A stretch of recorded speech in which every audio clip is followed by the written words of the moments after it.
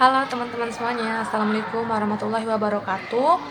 Perkenalkan, nama saya Septi Wahyuni dengan nomor induk mahasiswa 2019-410-172. Saya merupakan salah satu mahasiswa dari Universitas Dharma Pesada. Tujuan saya membuat video ini merupakan salah satu tugas dari dosen kita, dosen Fakultas Ekonomi, mata kuliah Statistika Bisnis yang didoseni oleh Ibu Farida. Tugasnya itu salah satunya bedah skripsi, atau mungkin menurut saya lebih mengulik skripsi ya, atau menggali informasi dari skripsi tersebut. Karena jujur saya pun belum tahu skripsi yang baik dan benar itu seperti apa, jadi mohon maaf jika nanti banyak salah menjelaskan, karena saya juga masih belajar. Oke, langsung aja ya kita bahas skripsinya. Check it out. Nah, skripsi yang kita bahas itu akan ada kurang lebih 9 poin ya. Poin yang pertama itu seperti rumusan masalah, tujuan penelitian, variabel penelitian, hipotesis penelitian, jenis dan sumber data, metode pengumpulan data, populasi dan sampel, teknik analisis data, dan juga hasil penelitian. Nah, poin yang pertama itu rumusan masalah ya. Rumusan masalah menurut saya itu penjabaran dari identifikasi suatu masalah serta terperinci tentang ruang lingkup masalah yang akan diteliti berdasarkan identifikasi masalah. Nah, judul skripsi yang akan kita bahas itu judulnya pengaruh kualitas produk dan kualitas pelayanan terhadap kepuasan konsumen pada London Beauty Center di Kelapa Gading. Ini skripsinya saya dapatkan dari Universitas Yarsi, Fakultas Ekonomi. Penulisnya itu Eci Nopril Tahera, lulusan tahun 2016. Nah, yang poin pertama itu perumusan masalah. Berdasarkan dari latar belakang masalah yang telah dikemukakan, maka diperolehlah permasalahan dari penelitian tersebut. Yang pertama itu apakah kualitas produk berpengaruh terhadap kepuasan konsumen London Beauty Center. Yang kedua, apakah kualitas pelayanan berpengaruh terhadap kepuasan konsumen London Beauty Center. Yang ketiga itu, apakah kualitas produk dan kualitas pelayanan berpengaruh terhadap kepuasan konsumen London Beauty Center. Poin yang ketiga itu tujuan penelitian. Tujuan penelitian itu menurut saya rumusan kalimat yang menunjukkan adanya hasil atau mengungkapkan keinginan peneliti untuk memperoleh jawaban atas permasalahan penelitian yang diajukan. Nah, tujuan penelitian di sini sesuai dengan perumusan masalah yang tadi saya sebut.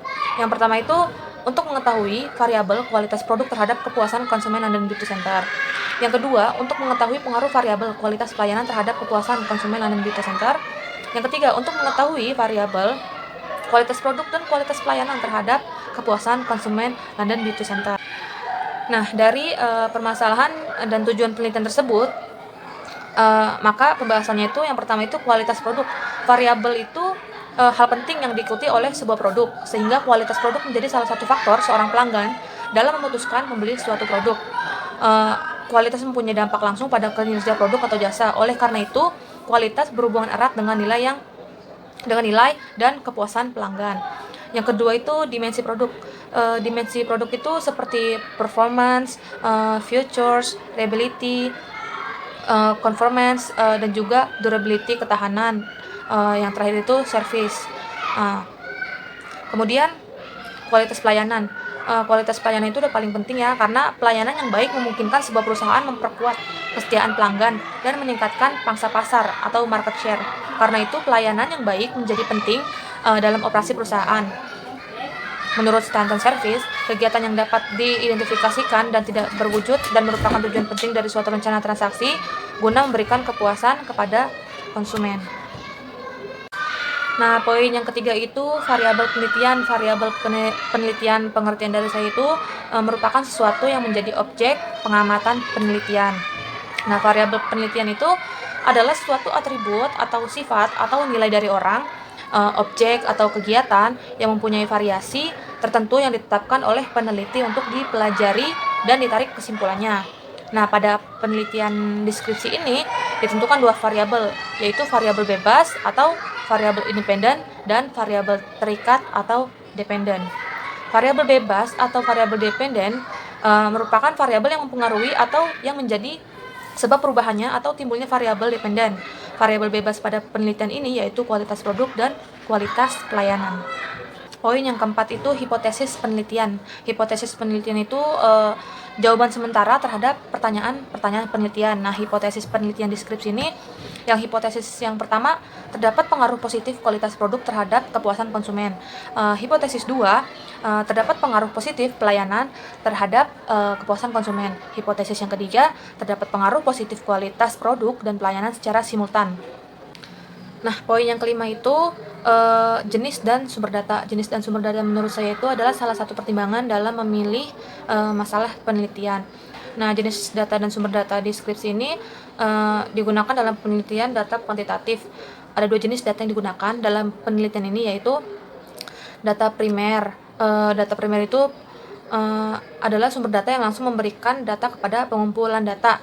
Yang kedua itu data sekunder. Data sekunder itu data yang tidak langsung memberikan data kepada pengumpul data. Poin yang keenam itu populasi dan sampel. Populasi dan sampel menurut saya itu populasi atau objek yang diteliti untuk dipelajari dan diambil kesimpulan.